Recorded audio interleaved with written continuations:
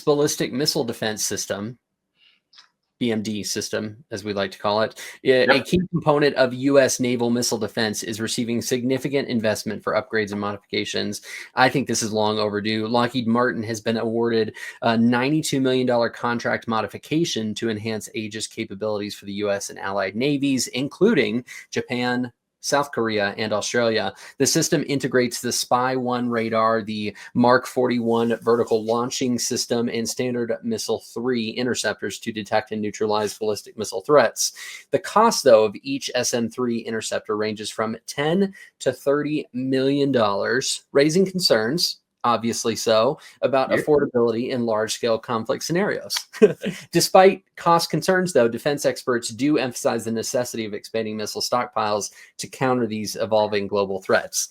So I see it, but I think it's a really interesting subject because this is it's almost into war psychology, this thing. But let me hit the issue here. Missile defense is only as effective as the number of interceptors you've got available, isn't it? I mean, but at 10 to 30 million per SM3, stockpiling at scale becomes a bit of a budgetary burden for most, just a little, if not all.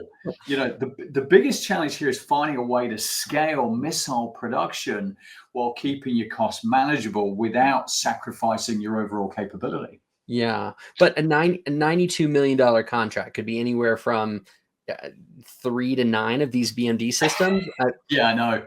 That's crazy. It feels a little bit like insurance, right? You're paying for it, hoping you don't have to use it, balancing the opportunity cost of not purchasing them. It's a numbers game. Yeah, it is a pure numbers game. I mean, over and above all of the technical stuff and complexity, don't get me wrong.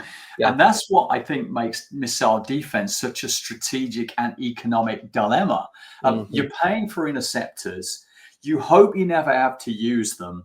But if you don't have enough, when the threat materializes, you lose the war before it even starts. Right. So, number one, you've got to use the right interceptor for the right missile. Otherwise, if you're just letting them off, for a hand grenade, you're going to run short pretty quick. So number one is use the right interceptor for the right missile. Number two, you've got to hope that many other allies also buy in, because what that does is deliver economies of scale, and it will lower the cost of these ballistic missile interceptors. Number three, you've got to get AI-driven target discrimination and fire control. Because no human's going to be able to go, oh, it's one of them. I saw it. You're going to have AI that's got to really target in on the right missile and know what you've got to launch to intercept it. And then, let's look at this whole area. If you look at North Korea as an example, they've got less than 10 ICBMs, but 100 to 200 of your SLBMs targeting South Korea, Japan, and over here, Pacific bases, more specifically in the Pacific bases. Russia have got hypersonics, plus they've got ICBMs 300 plus, and they've got the SLBMs 160 to 200. So you've got a whole different ball game. I'm glad that we're getting along well with them in the last week. That's another conversation.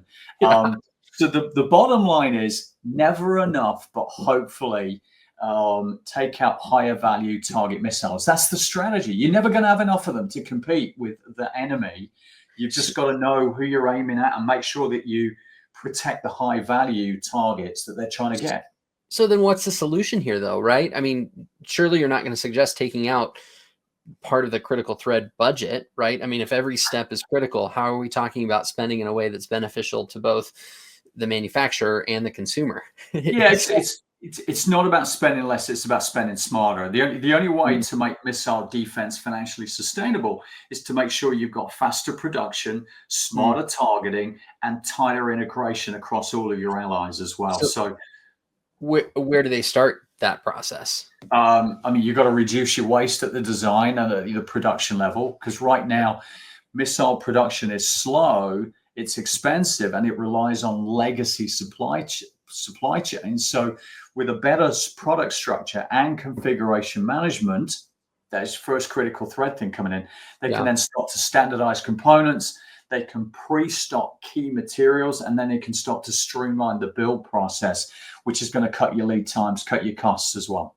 Yeah, but they still have to build some, right? I mean, what about when they're built and it's not like oh, we're being attacked. Then you've got to make sure you're using them efficiently. Yeah, which goes back to my first point. You've got to make sure you're using them efficiently. AI-driven target discrimination fire control means that you're not going to launch a $30 million missile at a $5 million threat.